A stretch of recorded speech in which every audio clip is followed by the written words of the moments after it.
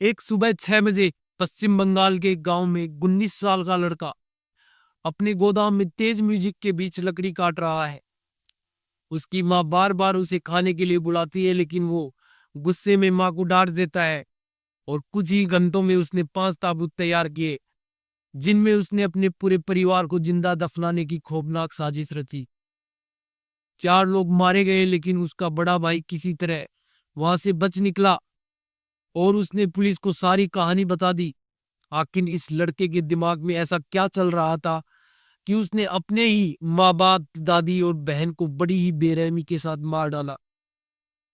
ये कहानी आपको झकझोर देगी, सोचने पर मजबूर कर देगी। नमस्कार दोस्तों, मैं हूँ युग बगड़िया। अगर आप पहली बार हमारे चैनल पर आए हैं तो चैनल को सब्सक्राइब कर लीजिए और बेल आइकन दबा दीजिए, ताकि हमारी हर नई कहानी की नोटिफिकेशन सबसे पहले आपको मिल सके। आज की ये सच्ची कहानी पश्चिम बंगाल के मालदा जिले से है, जो एक 19 साल के लड़के की क्रूरता, परिवार में टूटते रिश्तों और अंधेरे दिमाग की कहानी है। ये कहानी हमें सिखाती है कि बच्चों की मानसिक स्थिति और जो उनके व्यवहार पर ध्यान रखना कितना जरूरी है। तो चलिए बिना देरी के शुरू करते हैं ये दिल दहला देने वाली कहानी, जो आपके रोंगटे खड़े कर देगी। ये कहानी शुरू होती है 28 फरवरी 2021 से, पश्चिम बंगाल के मालदा जिले के 16 माइल गांव में। ये गांव मालदा शहर से करीब 25 किलोमीटर दूर है, जहां एक बड़ा सा घर था और इसके पास एक 2 मंजिला गोदाम था। इस घर में 6 लोग रहते थे। जावेद अली, जिनकी उम्र लगभग 50 साल के आसपास थी, उनकी पत्नी ईरा, जिसकी उम्र 45 साल के आसपास थी, और उनकी माँ अली जान, जो लगभग 75 साल के आसपास थी। बेटी आरिफा खातून, जो 17 साल की थी, और बड़ा बेटा आरिफ मोहम्मद, जो 21 साल का था। और जो सबसे छोटा बेटा था आसिफ मोहम्मद, वो 19 साल का था।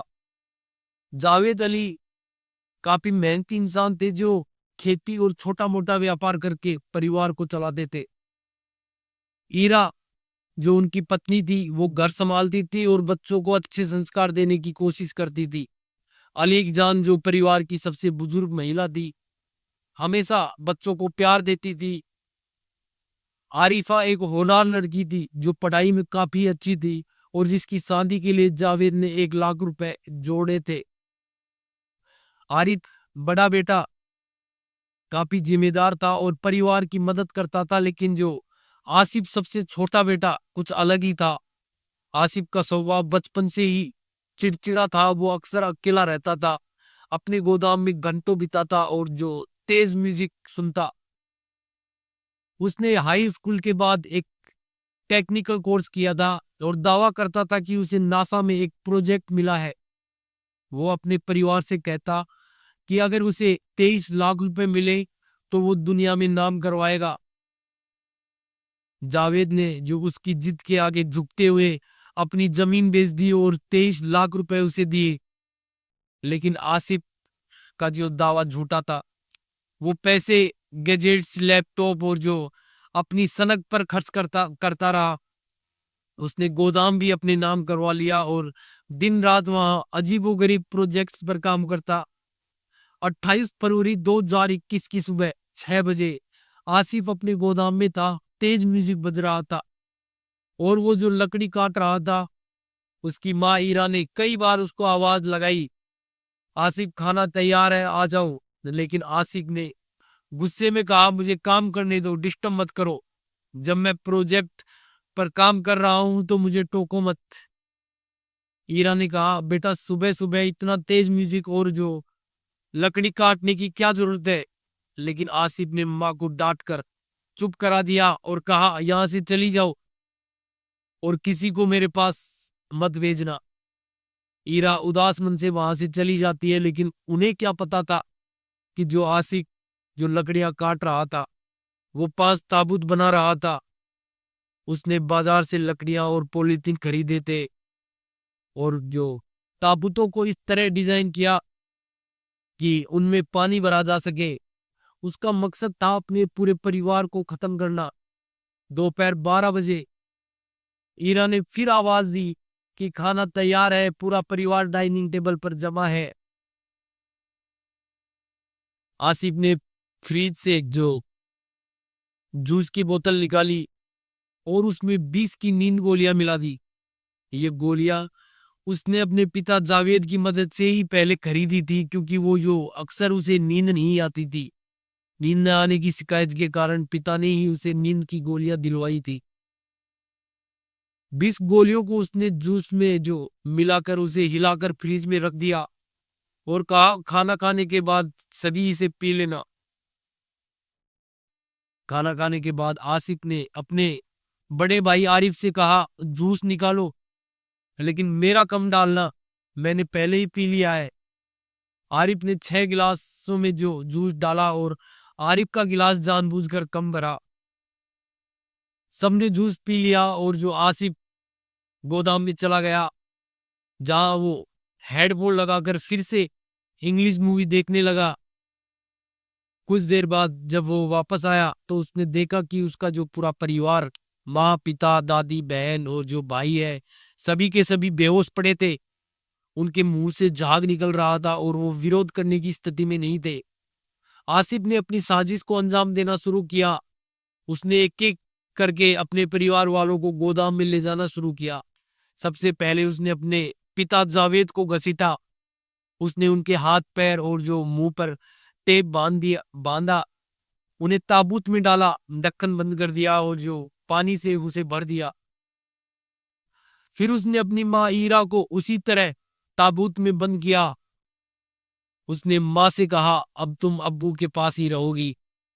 इसके बाद उसने अपनी 17 साल की बहन आरिफा को उठाया। उसने कहा, पिताजी ने तुम्हारी शादी के लिए 1 लाख रुपए जोड़े थे, लेकिन अब तुम्हारी शादी कब्र में होगी। आरिफा को भी जो ताबूत में डालकर पानी भर दिया। फिर उसने अपनी 75 साल की दादी अली जान को रस्सी से खींचकर गोदाम में ले गया, क्योंकि वो काफी भारी थी। दादी के साथ भी उसने वही क्रूरता की। आखिरी नंबर था बड़े भाई आरिफ का। आसिफ तब तक थक चुका था। उसने जो आरिफ के हाथ पैर ढीले बांधे और जो उसे ताबूत में डाला, लेकिन उसकी थकान ने उसे लापरवाह बना दिया था। शाम 7 बजे आसिफ थककर गोदाम के कोने में बैठा था। तभी उसे एक ताबूत हिलता हुआ दिखाई दिया। वो पिस्तौल लेकर जो उसके पास गया और देखा कि का जो आरिफ ताबूत से निकलने की कोशिश कर रहा था। आरिफ ने अपने हाथ पैर पहले ही खोल लिए थे और चिल्लाया, आसिफ तूने ये सब क्यों कर रहा है?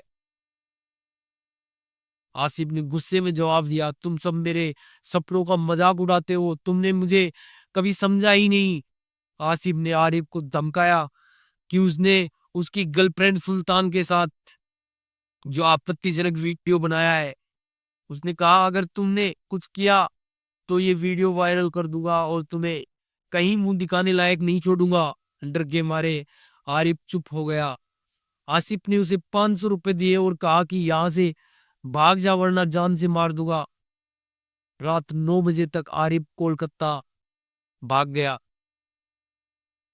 आसिफ ने 4 ताबूतों को, जिनमें माँ, पिता, दादी और बहन को गोदाम में 6 फुट गहरे और जो 12 से 13 फुट चौड़े गड्ढे में दफना दिया। उसने तेज म्यूजिक चलाकर काम किया ताकि पड़ोसियों को शक न हो। ये काम करते करते सुबह 4 बज गए। इसके बाद वो थककर सो गया। अगली सुबह 9 बजे जो पड़ोसी नौसाद ने दरवाजा खटखटाया।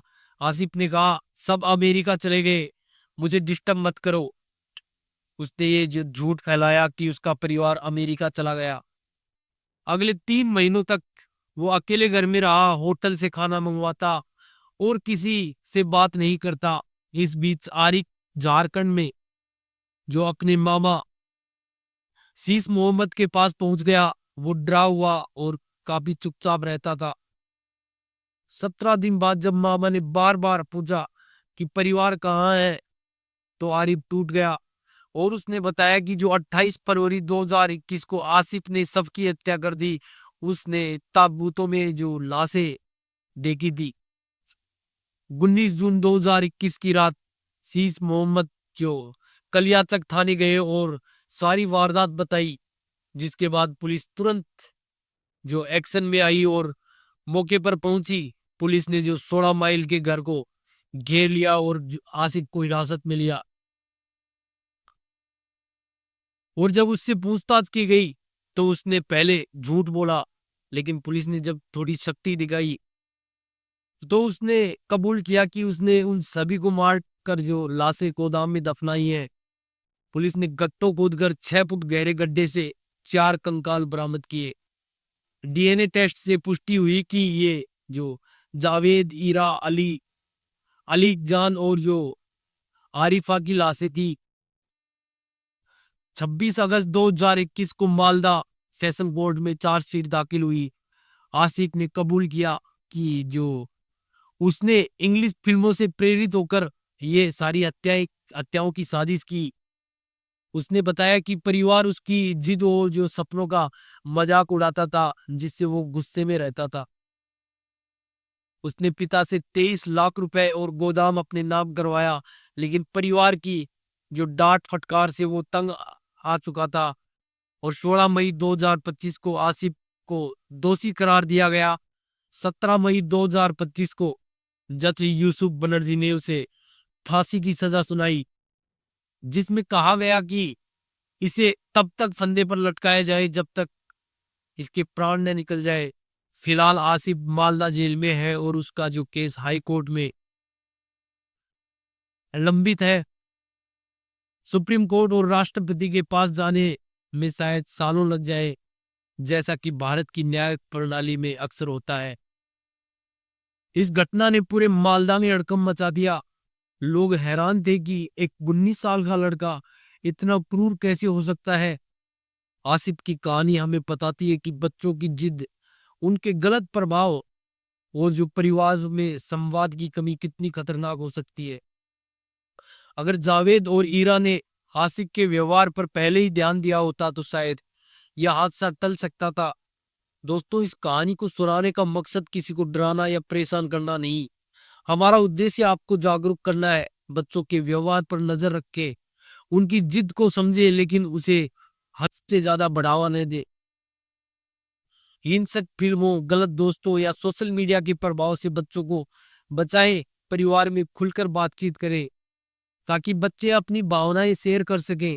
अगर आपको अपने बच्चे में कोई असामान्य व्यवहार दिखाई देता है तो समय रहते मदद ले।